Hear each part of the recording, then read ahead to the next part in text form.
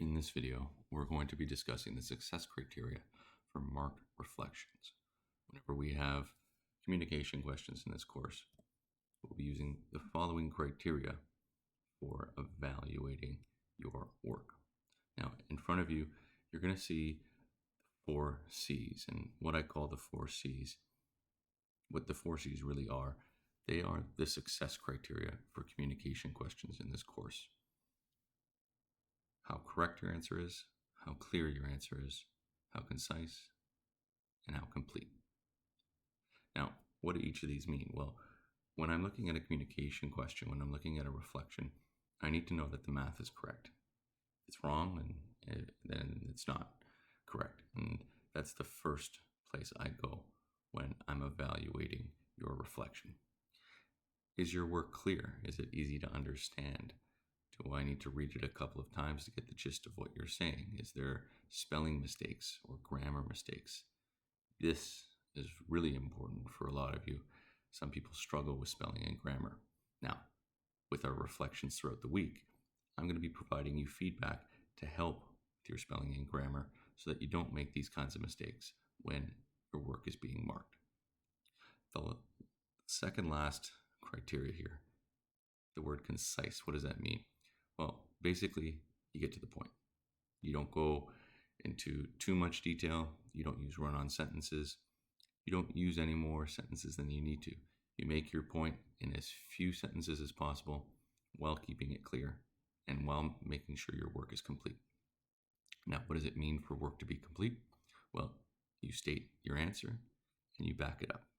You don't just say yes or no. You don't just state what the correct answer is and leave it. You go into detail and you explain why your answer is correct. And using those four C's, using that success criteria, we use the following rubric, where from 0 to 5, I'm evaluating your response.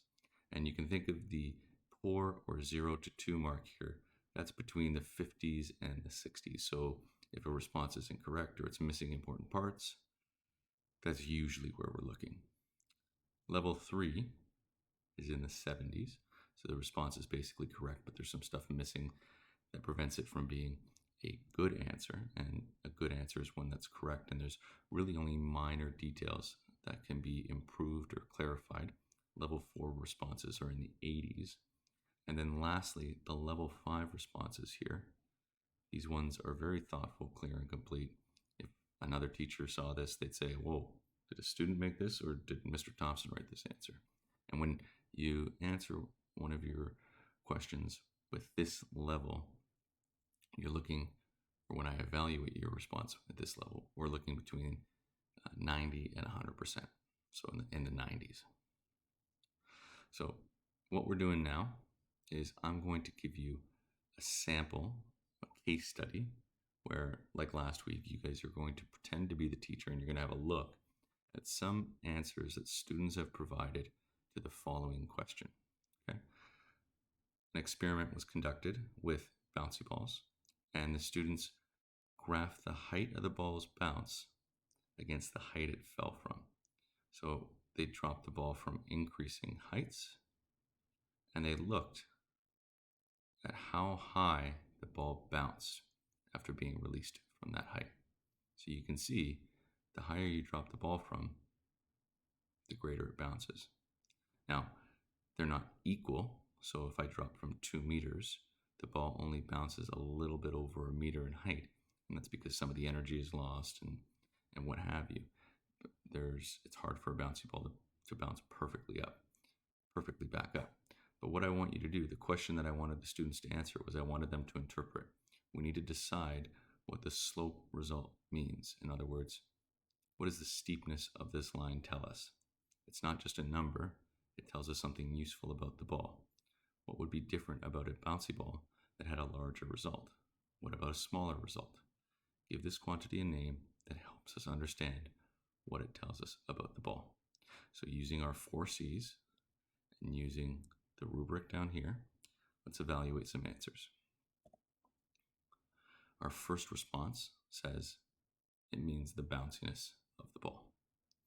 I want you to pause the video here, think about this response, and think about what mark you would give it.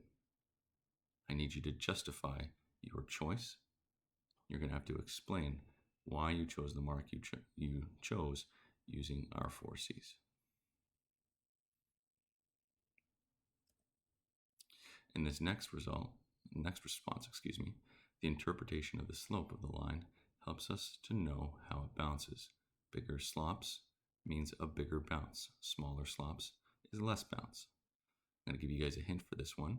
Slops, both those words, those are spelling mistakes. It really should read slopes, bigger slopes and smaller slopes. So pause the video here, take a look at our rubric, think about what mark you would give it, and justify why. The final response here reads, we can interpret the slope of the line to mean the bounciness of the ball, which compares the bounce height with the drop height. It is the bounciness of the ball depending on the drop height. A bigger value is bouncier, a smaller is less. So pause the video here, look at this last response, and then determine what mark would you give it and why.